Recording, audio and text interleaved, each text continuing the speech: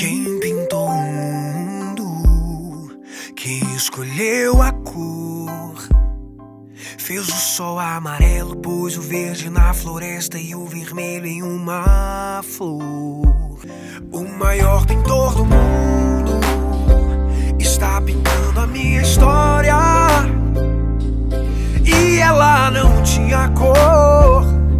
A cruz foi o pincel do autor, o maior pintor do mundo. Boa noite para todos. Meu nome é Natália Quintela, sou professora de Libras, amo a inclusão, estou aqui participando dessa semana, fazendo a tradução, das lives, ajudando em tudo que a gente pode, sonhando junto com esse projeto, com essa ideia. Tem sido muito legal trabalhar, ver, conhecer as pessoas com as mais diferentes deficiências e entender um pouquinho mais sobre cada deficiência, aprender para que depois, num futuro, a gente possa viver de verdade uma inclusão que aconteça para todos, que a sociedade, que as pessoas, que o mundo, entenda que as pessoas que precisam dessa inclusão são pessoas iguais a nós, que só precisam de um pouquinho de ajuda. Olhando, eu tenho os cabelos bem longos, na filmagem não dá para ver, mas o meu cabelo é mais claro, um pouquinho, tá um pouco molhado também do banho, mas é um pouquinho mais claro, tenho a pele branca, estou de blusa branca também, o meu fundo aqui é branco. Algumas características minhas físicas, quando eu sorrio, meu olho fica pequenininho, apertadinho, aparecem duas covinhas, tô com um cordão também bem delicadinho, prateado, acho que é isso, assim eu me apresento para as pessoas que têm alguma deficiência visual. Hoje a nossa live é muito especial porque temos pessoas incríveis falando de coisas incríveis aqui. E eu sou a Alessandra, estou em processo de emagrecimento, mas ainda estou um pouco gordinha, então pensa numa pessoa assim fofinha. Meu cabelo é castanho, na altura dos ombros, eu estou vestindo uma blusa azul e branca. Eu também, quando sorrio, meus olhos ficam pequenos e aparecem umas covinhas. E eu estou ao lado do meu marido, o Edson. Quer que se apresente? Vai se apresentar ou eu te apresento? É melhor você se apresentar, né? Olá, boa noite. Meu nome é Edson Nório, sou triatleta amador, empresário também, sou negro, cabelo na máquina. Magro, que atleta tem que ser magro, né? Senão o treinador arranca o nosso couro depois. E é um prazer estar aqui com vocês, participando aqui dessa live incrível. E nós temos mais um participante. Depois eu vou falar para a Lívia se apresentar. Chegou o nosso participante. Eu quero que ele se apresente. Fale um pouco das características físicas também. Deixa eu abrir o som dele. Pode falar, Cordel. Boa noite. Boa noite. Está me ouvindo? Tranquilo? Estou ouvindo. Tudo bem? Boa noite a todos. Meu nome é Cordela, sou treinador de triatlon, tenho 1,75 m. Como disse o Edson, meu cabelo também é na máquina. Tenho olho claro, castanho claro. Tenho 1,75 m, 70 quilos e sou treinador de triatlon, já falei. E é um prazer estar aqui, através aí do convite da Alessandra e do Edson, participando aí dessa live. Obrigada. Então, agora, Lívia, eu quero que você, que é a nossa convidada aqui, mais que especial, nós viemos aqui para que você nos inclua no seu universo. A inclusão reversa é isso, é a gente ser incluído por vocês, muito mais do que a gente inclui, a gente não tem que incluir nada. Vocês aqui podem, se quiserem, nos incluir. E é uma grande honra quando a gente é incluído por vocês, porque é um universo que a gente não conhece e que só quem vive pode compartilhar né, as dores e as necessidades e as dificuldades. Então, quando nós convidamos o Cordella, que é treinador de triatlon, ele tem a visão técnica, né, do grau de exigência que a vida te coloca. Né? Então, isso é muito legal, porque ele vai ter essa visão e poder fazer as perguntas corretas, que eu também nem eu sei fazer direito. Ele vai poder, né, levar a coisa para esse lado, e o Edson também. Então, eu quero que eu vou liberar o seu som, que você se apresente e fale da sua vida um pouquinho para a gente. Oi, gente, boa noite. Eu sou a Lívia. O pessoal me conhece muito como Lívia Flor, que meu sobrenome tem Flor no nome. Então, eu sou conhecida como Lívia Flor. Sou atleta paralímpica, sou maratonista e meio fundista, né? Meio fundista, eu gosto de explicar que muitas pessoas não conhecem o termo. Que meio fundo é aqueles atletas que competem na pista, né? A partir de 800 metros. Aí faz 800 metros, 1.500 metros, 5.000 metros na pista. E alguns fazem 10.000 metros. E corrida de rua, que já é fundista, né? A minha característica física, eu tenho deficiência visual, tenho baixa visão, eu tenho 10% de visão, juntando as duas visões, né? E quando começa a escurecer um pouco, ou então no clareado do dia, a minha visão cai, praticamente assim, eu só vejo vultos. E a minha característica física, eu sou morena, principalmente morena muito queimada do sol, de tanto treinar no sol. E eu tenho cabelo longo, na cor escura, meu olho também é escuro, e eu tenho um pouco de... A minha deficiência seria a degeneração na retina, eu tenho degeneração na retina, tenho ceratocone, que é o problema na córnea, e também tenho, de uns anos para cá, eu fiquei com estrabismo também. E hoje a minha profissão é essa, né? É ser atleta paralímpica. Hoje no Brasil, das Américas, eu sou a segunda maratonista das Américas. E no ranking mundial do atletismo paralímpico, eu sou entre as 10 primeiras no 1.500 metros e na maratona também. E o meu foco hoje é conseguir índice para ir para as Paralimpíadas de Tóquio, que a gente estava lutando para conseguir o índice, né? Faltava bem pouco para ir esse ano para as Paralimpíadas, mas por causa do corona, a gente teve que adiar para o ano que vem. Então, os treinos continuam e o foco também continua, que é conseguir esse índice. Mas a minha rotina diária é praticamente assim, em torno dos meus treinos de descanso, e eu tenho 2 filhos, uma filha de 19 anos e um filho de 9 anos. E a minha vida é corrida, porque tenho que cuidar dos filhos, tenho que treinar, mas só que eu tenho que saber controlar tudo, porque senão acaba focando só no treino e deixando a família do lado. Então, quem é atleta, quem é mãe, quem tem família, fica um pouco mais difícil, mas nada é impossível. Se você quer, você sempre vai conseguir conciliar tudo e fazendo o que você ama, né? Que eu amo o atletismo e os familiares já entenderam isso também. Então, minha rotina diária é mais ou menos isso mesmo. É treino, família, filho, casa. É uma correria. E quando que você começou a correr? Você sempre foi? E você veio perdendo a visão ou você já nasceu assim? Como que é? Para a gente entender assim, né? Como que... Uhum. A minha visão, na verdade, assim, eu descobri na escola com 7 anos que eu tinha miopia e astigmatismo muito alto. E conforme foi passando os anos, foi degenerando a minha retina e foi piorando também o astigmatismo, que virou ceratocone. Na escola, eu nunca conseguia fazer esporte coletivo.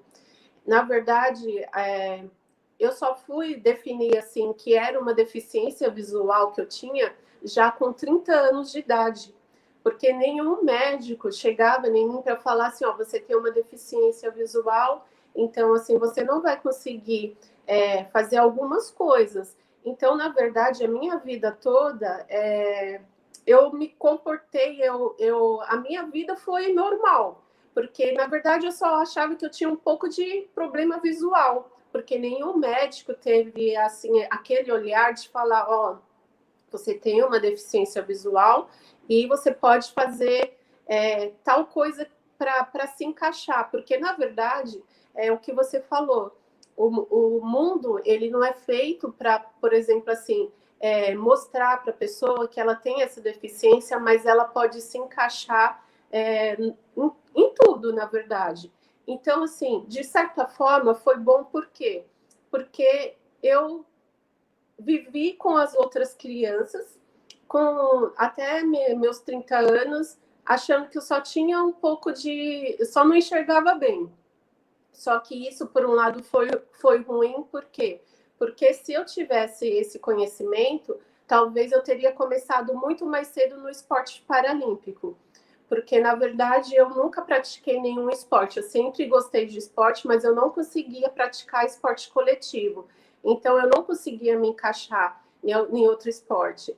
Então, eu comecei a correr quando eu comecei a treinar na academia e fazer esteira. Porque na esteira eu corria e comecei a correr para pensar, será que eu consigo correr 10 minutos? E fui aumentando na esteira, porque eu nem conhecia a corrida de rua, na verdade. E isso quando eu já tinha assim, uns 25 anos. E quando eu descobri que tinha corrida de rua, eu fiz a minha primeira corrida de rua, só que assim, a minha visão não estava tão ruim igual hoje. Então, eu conseguia correr sozinha, com alguma dificuldade, mas eu sempre corri sozinha. Então, eu comecei a competir de corrida de rua com o pessoal que competia no geral, com meninas que enxergavam, que não tinham nenhuma deficiência. Mas, mesmo assim, eu comecei a me destacar, eu sempre conseguia chegar entre as primeiras. E em 2016, que teve as Paralimpíadas no Brasil, que eu comecei a me interessar. Falei assim, nossa, será que eu posso, né, me encaixar em em alguma classificação paralímpica? Porque eu não tinha conhecimento. E foi aí que eu conheci o professor Edelcio Moreira, que ele tem muitos anos como treinador, tanto do Olímpico como do Paralímpico. E ele começou a me treinar e na minha primeira competição eu já consegui me destacar. Por quê? Porque, na verdade, eu já competia na rua com as meninas que corriam no Olímpico. Então, eu fui para o Paralímpico para poder me sentir um pouco igual com as outras pessoas que não enxergavam como eu, porque acabou ficando meio assim, meio sem nexo eu correr com o pessoal que enxergava, sendo que eu não enxergava. Então, assim, no mundo paralímpico eu tenho pouco tempo, né? Vai fazer 4 anos que eu estou no atletismo paralímpico. Mas que eu corro corrida de rua já tem mais de 10 anos.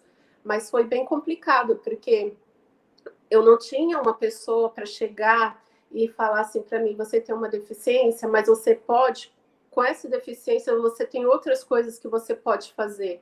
Então, eu sempre tive assim, muita dificuldade. Eu fiz faculdade, só que com muita dificuldade. Eu passei em concurso, tudo com muita dificuldade, sendo que eu poderia ter tido algo um pouco mais leve, né? Sabendo que eu tinha essa deficiência e que era visto como uma deficiência e que eu tinha áreas que eu poderia, por exemplo, como deficiente, ter maiores oportunidades, né?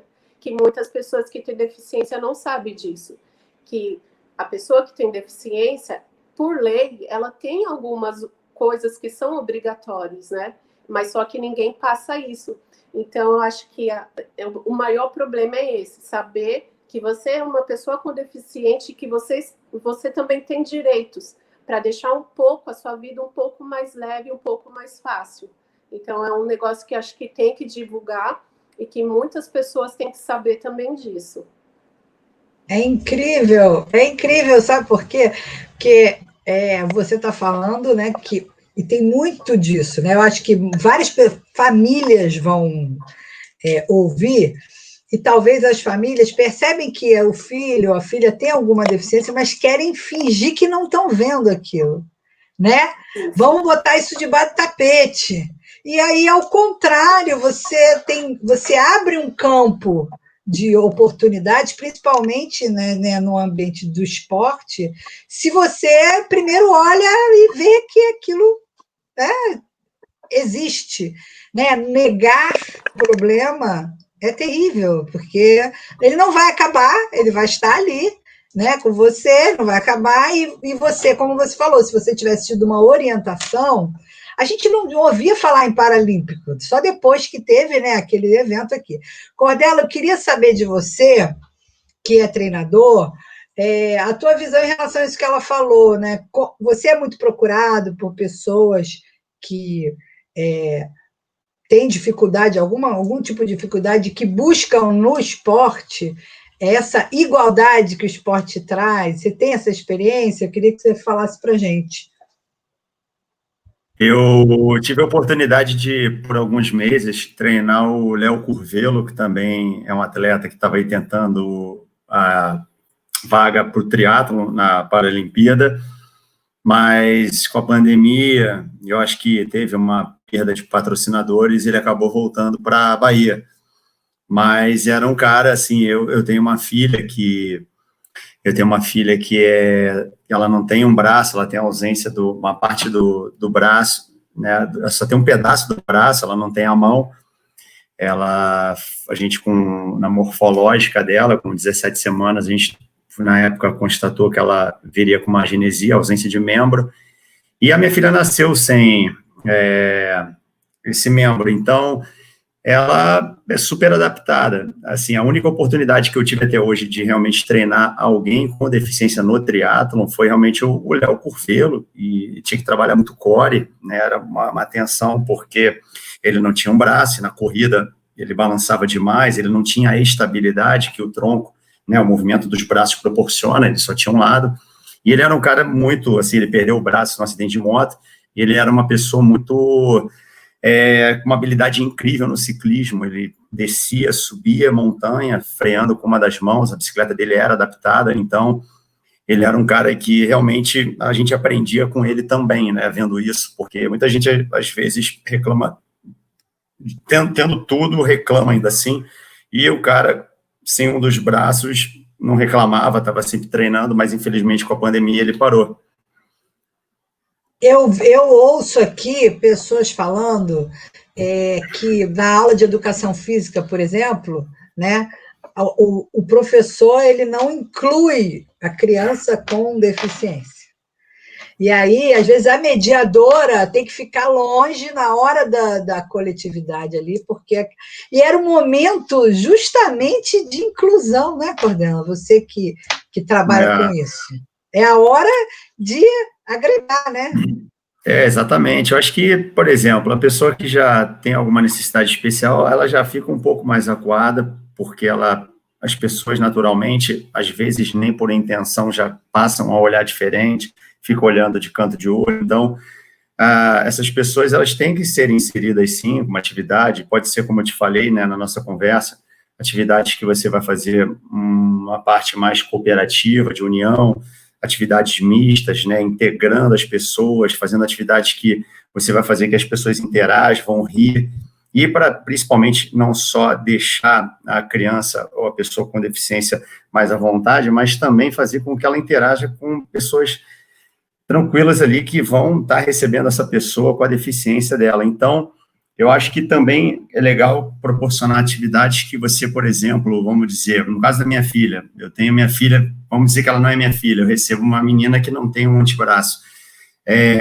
A gente fazer uma corrida, por exemplo, ao invés de caminhar com a aranha, com as mãos e pés no chão, vai fazer os 2 pés no chão e somente um dos braços se deslocando, sempre em contato, o outro braço não utiliza, para mostrar a dificuldade que essa criança teria, né, no caso, com a ausência de uma das mãos, mais um apoio, né, ao invés de fazer os 4 apoios, faria os 3, e para essas pessoas também refletirem um pouco, né, como é que seria, né, essa pessoa, e até refletir da questão da zoação, que criança tem isso, às vezes nem por maldade, acabam zoando, acabam olhando de lado, mas você colocando essas crianças na mesma, vamos dizer, dificuldade da outra, eu acho que é uma forma também das pessoas ficarem um pouco mais assim, conscientes, né, de que a empatia, vamos dizer assim. Nos Estados Unidos, eles fazem o seguinte, eles treinam crianças que querem ser treinadas, autistas, com crianças com algum tipo de deficiência, e elas são treinadas para isso, para quebrar o gelo. Então, é muito legal, porque lá, eu estava na outra live que a gente fez, muito interessante, eles têm escolas normais, mas com classes para crianças especiais. E vão treinando essas crianças para inseri-las no ambiente geral. Então, não tem escola separada, mas tem uma preservação e uma preparação, tanto para os típicos como os atípicos, para eles se integrarem. O difícil hoje é essa imposição da inclusão por lei, né? Isso não existe, não tem como, né? Tem que ser uma coisa que vai ser educacional, não dá para só, né, você fazer uma lei. Agora, eu achei muito interessante esse do Paralímpico. Você pensa em... Eu acho que a gente podia fazer uma campanha e, de repente, fazer algumas lives sobre isso, né? Das oportunidades que tem, porque eu nem sei, você sabe como é que é isso? Lívia, fala para gente. Já abri para você. Fala. Sobre o Paralímpico. Para você entrar nisso, aí a pessoa tem que ter uma deficiência e ter laudo, e isso. Qual é o processo disso? O esporte paralímpico, hoje, para você ser um atleta paralímpico, na verdade, nós temos o Comitê Paralímpico Brasileiro, que ele, na verdade, responde ao Comitê Internacional Paralímpico. Para você ser um atleta paralímpico, você passa por uma junta médica com todos os exames que você tem, né? Você leva os exames comprovando a sua deficiência, e levando o seu exame, lá vai ser definido se você tem realmente uma deficiência para se tornar um atleta paralímpico, e para definir também a sua classe na deficiência. Porque, por exemplo, as classes são divididas como? Igual a minha classe. Eu sou atleta T12, que seria o quê? Atleta que precisa de guia para correr, né? Eu preciso de guia para correr na rua. Só que se eu quiser, eu não preciso de guia, eu não preciso usar guia para correr na pista. Não é obrigatório. E já o atleta T13, ele não precisa de guia. Ele tem baixa visão, mas não precisa de guia. E já o atleta T11, ele é totalmente cego, ele precisa de guia e ele precisa usar uma venda nos olhos, porque ele foi classificado como atleta T11, que é o que não tem visão. Então, na verdade, T é de track, que é de pista, né? E F, que é field, que seria, como se diz, categorias de campo, lançamento de dardo, lançamento de disco. Então, as classificações são T de track e F de field, e lá tem as classificações. Quando a pessoa não tem o braço, é T45, T42. Então, cada deficiência, cada grau de deficiência é definido assim. E para você fazer parte do Comitê Internacional, você passa por uma junta médica, que geralmente é uma vez por ano, geralmente tem uma junta médica internacional que vem para o Brasil para fazer sua classificação internacional, para você poder competir fora do Brasil e ficar no ranking internacional, no ranking mundial. Então, são duas classificações, a nacional e a internacional. E para você participar como atleta paralímpico, você precisa fazer parte de um clube ou uma associação, que geralmente tem na cidade, que as pessoas moram, né? Então, ela tem que procurar. Se ela for no site do Comitê Paralímpico, lá no site do Comitê Paralímpico tem todas as associações e todos os clubes de todos os estados e que tem as cidades onde tem os clubes, que a pessoa vai se transformar como atleta paralímpica. Ela tem que estar ligada a uma associação ou um clube. Só que acontece muito de, por exemplo, igual eu faço parte de uma associação, de uma associação que é do Recife, só que eu moro em São Paulo, só que eu represento o Recife. Então, assim, não precisa exatamente ter uma associação, um clube na cidade que você mora ou no bairro que você mora. Se você, por exemplo, tem um técnico que pode te treinar, que vá, tipo assim, fazer você competir e tudo mais, tem que ser um nível bom, técnico, treinador, e você pode se associar à associação que não seja exatamente ali do bairro que você mora, da cidade que você mora. Porque existe muito disso, né, no Brasil. Em alguns estados tem todo o suporte, em outro estado não tem suporte nenhum, que acontece muito, principalmente no Paralímpico. Então, é só entrar no site do Comitê Paralímpico, ver direitinho a associação mais próxima de você, conversar com o seu treinador, o técnico, que eles mesmos podem te ajudar para fazer isso. E é bem legal, porque mesmo que você não vá competir, vamos supor, um campeonato brasileiro, que você precisa ter a classificação, você pode competir em regionais, que não necessariamente você precisa ter a classificação, porque a classificação é um pouco complicado, porque é muito exame que você tem que levar, é muitos testes, então às vezes alguns não conseguem passar nesses testes para ser um atleta paralímpico, mas ele pode competir como atleta paralímpico nos regionais da cidade dele, pode viajar para competir em outros regionais de outras cidades, então é bem legal. É uma luta, né? É uma luta para ser atleta, para treinar, para entrar. Realmente, você está de parabéns, porque que loucura! Mas eu achei interessante isso que você demorou a descobrir, né? E isso para a tua autoestima foi sensacional, né? Porque aí você entrou realmente numa competição com igualdade. Porque a desigualdade é que é o que é a dureza. Olívia, em primeiro lugar, eu quero te dar os parabéns, entendeu? Porque eu, como atleta, né, eu sou atleta amador, né? Então não chego a ser um atleta profissional. Mas você, eu tenho ciência do esforço que é o treino, né? Dedicação, objetivo que você quer ganhar tal competição, né? Você quer atingir um índice olímpico, e eu fico aqui imaginando o tamanho do esforço que é, né? E ainda tem 2 filhos. Para vocês que são paralímpicos, né? É dobrado, né? O esforço do esporte em si, né? E mais um pouquinho a mais, né? Devido à especialidade aí de cada um, né? Então, assim, eu sou seu, sigo já um tempão foi ele já no Instagram. que mandou te chamar, falou, chama a Lívia que eu sigo ela. É que eu sigo um grupo de corrida ali no Instagram, né? E uma vez apareceu ela, Lívia Flores, do Paralímpico. Eu falei, caramba, Paralímpico. Aí eu cliquei ali no perfil e vi. Eu falei assim, caramba, legal. Aí comecei a seguir, né? Agora, o mais interessante, né, nisso daí é que eu espero que isso mude, né, principalmente aqui no Brasil, né, que as pessoas olham com um olhar de respeito, né, principalmente aos atletas paralímpicos. Por quê?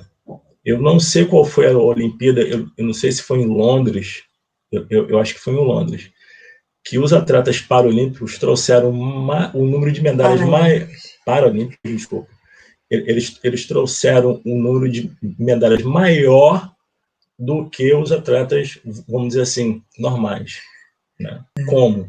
Então, com tanta dificuldade, os caras ainda... Com tanta dificuldade, né? Incrível. Tem aí eu esqueci o nome, mas acho que até o Cordela sabe, o nadador. Acho que ele Em uma Olimpíada, acho que ele trouxe 4 medalhas de ouro, ou 5, não sei. Então, assim, é um fenômeno, né? Então, que pena que aqui no nosso país, né, ainda está engateando a nível de apoio, né, a nível de patrocínio, a nível de profissionalismo, né? Então, assim, eu espero que hoje, né, a gente comece a plantar uma semente no nosso país e que o comitê, que os empresários, né, olhem com outros olhos para vocês e também para o esporte paralímpico em si. Ela está falando. Fale, querida. E assim, a visão que as pessoas têm do atleta paralímpico é muito equivocada também. Porque, por exemplo, né, o índice, vamos supor, nos 1.500 metros para mulher, na minha categoria, 1.500 metros é 4 minutos, que tem que fazer abaixo de 4 minutos, né? 3 minutos e 50. E se for ver o índice olímpico, é muito parecido.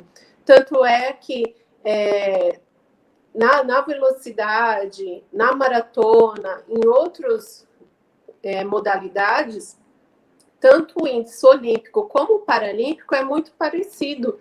Então, assim, nós não temos uma facilidade, não é mais fácil para a gente do que o olímpico, porque os nossos treinos, as nossas marcas são muito parecidas. Então, as pessoas, às vezes, olham o atleta paralímpico e falam assim, é atleta paralímpico, né? Tipo, como se a pessoa não tivesse que treinar, a pessoa não tivesse que sofrer o tanto que um atleta olímpico sofre. Mas muitas pessoas têm esse olhar equivocado. Mas o nosso índice para chegar aí para a Paralimpíada é muito, muito assim, difícil. Tanto é que no Brasil o nosso suporte é muito fraco. Então, assim, o índice que é exigido da gente, às vezes é algo muito difícil, porque os outros países que têm um suporte melhor, as atletas acabam tendo um resultado melhor. E o que acontece, como lá fora o resultado é melhor, então eles igualam todos os resultados e acaba ficando cada vez mais difícil para a gente aqui que não tem o suporte que lá fora tem. Então, assim, para a gente é muito mais sofrido, porque a gente não tem patrocínio. Muitas vezes o atleta não tem uma bolsa para poder se sustentar, né? Então, às vezes o atleta trabalha, treina, então ele não tem o mesmo suporte, não tem a mesma coisa que um outro atleta olímpico tem.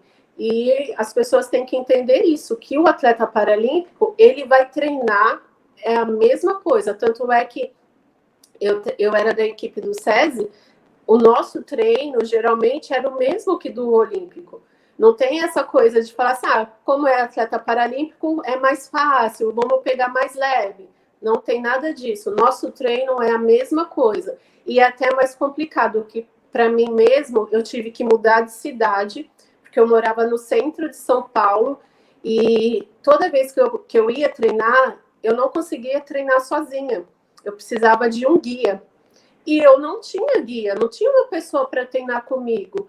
Por quê? Porque eu estava no nível que as meninas que têm o meu nível, assim, de performance, elas vão treinar para competir. Não vai treinar para ser minha guia. Então, eu não tinha uma guia mulher, porque a mulher que está no nível que eu estava, ela vai competir, então ela não vai deixar de competir para ser minha guia. E quando tem homens, é difícil porque a pessoa trabalha, não tem tempo para ir comigo. Então, eu tive que mudar de cidade. Eu vim para o litoral para poder treinar sozinha, porque aqui tem o calçadão, eu consigo treinar sozinha. Não preciso de uma pessoa para sair comigo. Eu tive que fazer um reconhecimento do local que eu ia treinar para me poder sair, treinar sozinha, sem ter algum problema de buraco, lombada. Então, eu tive que fazer reconhecimento de tudo isso para me mudar para cá, para me conseguir treinar sozinha, porque eu não estava conseguindo treinar em São Paulo, porque não tinha uma pessoa para treinar comigo. Eu estava treinando praticamente só na esteira, porque eu não tinha alguém que pudesse sair para fazer os treinos todos os dias comigo. E depois que veio a pandemia, que fechou os parques e fechou pista de atletismo, que meus treinos eu fazia praticamente na pista, porque é o único lugar que eu conseguia correr com segurança, sem me trombar com pessoas, sem cair no buraco, sem cair numa lombada, sem aparecer um poste. Então, era o único lugar que eu conseguia treinar, era na pista. E depois que veio a pandemia, aí eu não conseguia treinar na pista, eu comecei a treinar só na esteira. Então, nós decidimos mudar. Eu tive que mudar de cidade, vir para o litoral, para mim conseguir fazer meu treino sozinha, porque eu não estava conseguindo fazer. Então, assim, é mais difícil para a gente, porque a gente tem que pensar onde que a gente vai treinar, como vai treinar, o horário que vai treinar. Então, é muito mais difícil para a gente que tem alguma, por exemplo, a baixa visão ou a pessoa que é cego total. Então, as pessoas têm que entender isso. O atleta paralímpico tem as mesmas dificuldades, é o mesmo esforço e, às vezes, tem que ser até um pouco mais, né? Caramba! Sabe o que eu estava pensando? Uma coisa que é interessante é que o Edson, ele, de perto ninguém é normal, né, Lívia? Todo mundo tem deficiência, aqui não tem ninguém, ok, tá todo mundo com problema. Eu tenho os meus e o Edson, ele tem TDAH grave, dislexia, e só descobriu com 40 anos também todas essas questões. E ele sempre gostou de correr, sempre foi atleta, sempre fez. E eu somos casados vai fazer 12 anos, e eu me irritava muito com ele. Você está falando aí, né? Essa sua persistência. E ele também queria fazer as coisas, para que você fica fazendo tudo isso? E reclamava. E aí veio essa questão na minha cabeça, né? A necessidade do acolhimento da família à escolha do atleta. A família é muito importante que ela apoie. Depois que eu tive o diagnóstico, aí a gente descobriu que o que salvou ele foi o esporte, o que manteve ele na terra foi o esporte, porque senão ele já poderia ter feito um monte de coisa errada, né? Porque essas coisas todas vão acarretando muita exclusão, muita coisa. Então, o que manteve ele íntegro e sadio, uma sobriedade emocional, foi o esporte. E euzinha aqui reclamando, mas para que você vai correr? Para que você vai fazer isso? Então, é muito importante o apoio da família, não só para quem tem alguma deficiência, mas para quem gosta de esporte, que usa o esporte como terapia, porque é isso que ele faz. Eu acredito que você também, né? E Cordela, os seus alunos, eu sei que você treina, né? Tem uma equipe. Quantos alunos você tem hoje? Uma equipe grande, né, Cordela? Deixa eu te abrir seu som. Tem equipe grande. Tem uma equipe grande. E a família. Aqui no Rio de Janeiro, 90 alunos. A família também, o povo reclama que a família não entende, porque aqui em casa foi difícil. Agora tá melhor. Eu fico imaginando ela, né? Tem que mudar de cidade, um monte de coisa. Realmente não é mole. Reforçando o que o Edson falou, o atleta que ele estava falando de natação, o Daniel Dias, é o maior nadador paralímpico do mundo, com 24 medalhas. E parabéns, Lívia, realmente deve ser bem difícil e, infelizmente, eu concordo com você, as pessoas, elas têm essa visão errada, né, de achar que o atleta paralímpico tem deficiência, é mole, qualquer um pode ser. Mas não, quando alguém vai, de fato, treinar com você, é como você falou, a tua guia, ela tem que ser uma pessoa treinada e ela compete, né, nas provas dela, exatamente porque tem que ser uma pessoa bem treinada no teu nível para te auxiliar como guia. Então, parabéns aí, porque eu sei como é duro, né, eu vejo aí a dificuldade que o Léo tinha, não só para manter patrocínio, como para conseguir patrocínio no Brasil, é bem complicado, é um país ainda que tem que avançar muito em relação a isso. E em relação à dificuldade de treino, eu não sei se eu entendi a pergunta, você quer Eu estou falando, perguntar em relação ao que de essa dificuldade? acolhimento da família com os atletas, né? Que a gente, às vezes, não entende. Ainda mais triatleta. O cara quer nadar, quer correr, quer pular, Entendi. quer fazer tudo, quer acordar 4h30 da sim, manhã. sim. Isso é uma loucura, irrita a gente. Para que você vai acordar 4h30 da manhã, meu Deus do céu? Mas é um... Entendi. Eu tenho a facilidade de a minha mulher ser triatleta e eu treiná-la, então para mim já é bom porque ela entende minha rotina. Mas assim, eu sempre falo, quando eu vou botar um atleta que fez inscrição para o Ironman, que é a prova mais longa, é a prova que vai requerer mais tempo de dedicação por horas semanais de treino, um ciclo mais longo, vai gastar em média, se for um cara que pela primeira vez, uns 6 meses de treino, o cara mais experiente é entre 3 e 4 meses. Eu sempre falo para as pessoas elas conversarem com a família tem que ir apoiando, porque se não apoiar, a pessoa tem que trabalhar, tem que dar atenção para filho, para a esposa, o cara tem que descansar, o cara vai sair sábado para treinar 5 horas de treino, às vezes ele sai 4 da manhã, volta meio-dia, aí volta cansado, quer descansar, aí a mulher quer sair para almoçar com os filhos. Então tem que ter uma conversa, tem que ter o apoio, porque se não tiver apoio dentro de casa é complicado, né? Imagina a situação, a Lívia tem que trabalhar, tem que fazer um monte de coisa e ainda também tem 2 filhos, né, Lívia? Então, também imagino como deve ser complicado às vezes, né, porque você tem ali essa questão não só da adaptação do treino, você teve que se mudar, mas também tem a questão, né, de ser mãe, dona de casa, então, realmente deve ser bem complicado, né, gerenciar isso tudo. Tem que ter muita força de vontade, gente. Eu morro de vergonha, viu? Morro de vergonha que eu fico aqui lutando para ir no Pilates e vocês aí fazendo isso tudo. Eu me rendo, hoje eu apoio o Edson, o que ele quiser fazer, ele faz. E eu acho que, como familiar, né? Eu acho que o acolhimento da família para quem é esportista é importantíssimo. Paralímpico ou qualquer coisa, a gente tem que apoiar, porque é uma atividade muito bacana, que a pessoa está fazendo terapia, né? Edson faz terapia nesse trem aí todo. E cada vitória, né, você vai alcançando, melhorando a autoestima, e aquilo ali vai criando, né? Cada vez você vai. Então você deu sorte, ele casou com uma. Né?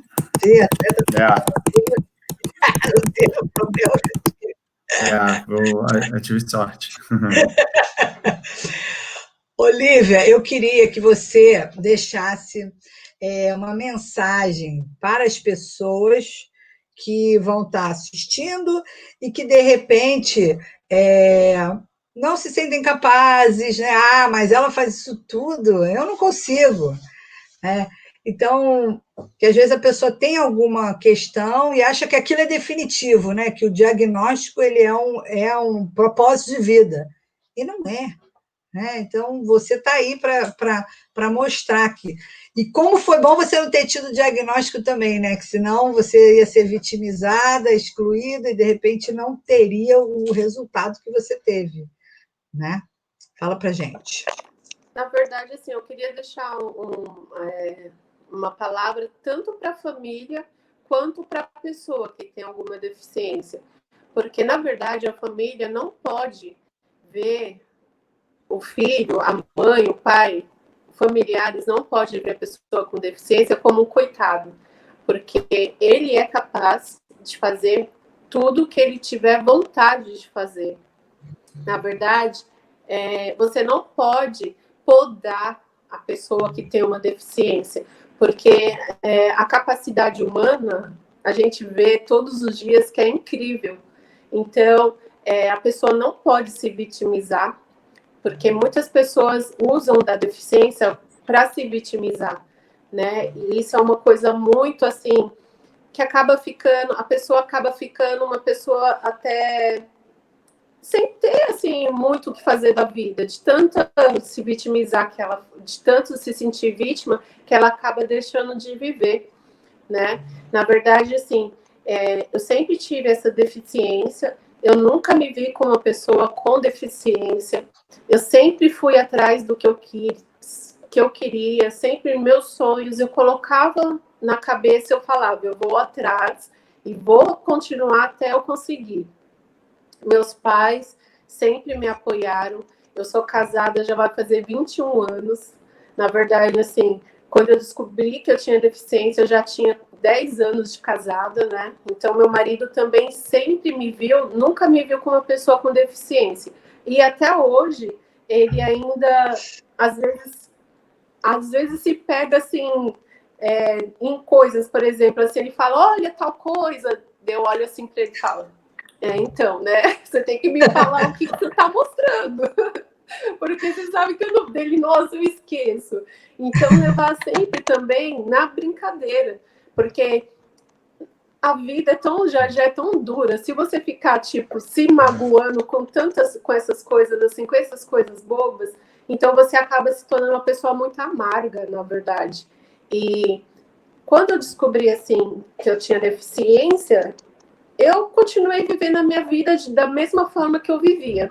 Eu só fui procurar meus direitos, porque é o que eu falo, procure seus direitos. E depois, na verdade, quando eu me formei, né, em pedagogia, passei em alguns concursos públicos, só que ao mesmo tempo eu também passei em uma instituição financeira e fui trabalhar na instituição financeira. E por causa de trabalhar na instituição financeira, ter que trabalhar no computador o dia inteiro, a minha deficiência foi se agravando. Então, eu fiquei trabalhando 6 anos numa instituição financeira. Chegou uma hora que eu não consegui mais trabalhar, por causa que a minha visão degenerou muito rápido, justamente por causa de estar trabalhando o dia inteiro no computador. E quando eu me vi com a visão caiu bruscamente, assim, e dependendo de outra pessoa, que eu dependia do meu marido para me levar no médico, eu dependia dos meus filhos para me ajudar a fazer as coisas em casa, eu comecei a entrar em depressão. E a corrida foi um meio de me tirar dessa depressão e me mostrar que eu sou capaz de fazer o que eu quiser. Se eu consigo correr uma maratona, eu faço qualquer coisa. Então, as pessoas têm que colocar na cabeça dela o quê?